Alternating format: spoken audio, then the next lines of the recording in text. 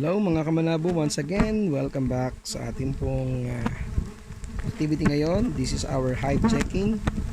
So yan po, binuksan natin yung ating mga colony para makita ng ating mga customer yung pong mga possible colonies na i-out natin. So we have, most of them are 3 layers.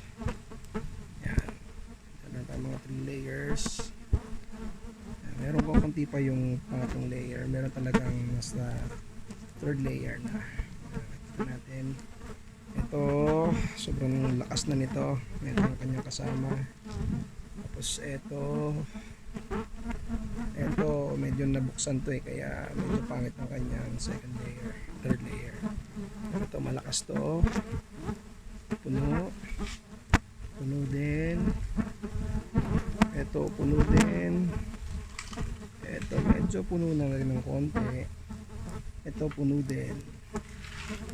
Ayan. Itong iba medyo mahihina pa yung colony. Yung 3rd layer. Pero soon to be, magkakaroon na rin to. Ayan. Naka 3rd layer na siya. Ayan.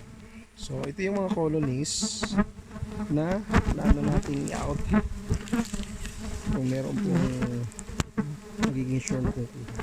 So, lalagyan natin ng kahon, ng tanda para alam natin yung malalakas na colony. So, yan po ang mga colony natin. Meron pa tayong check mamaya.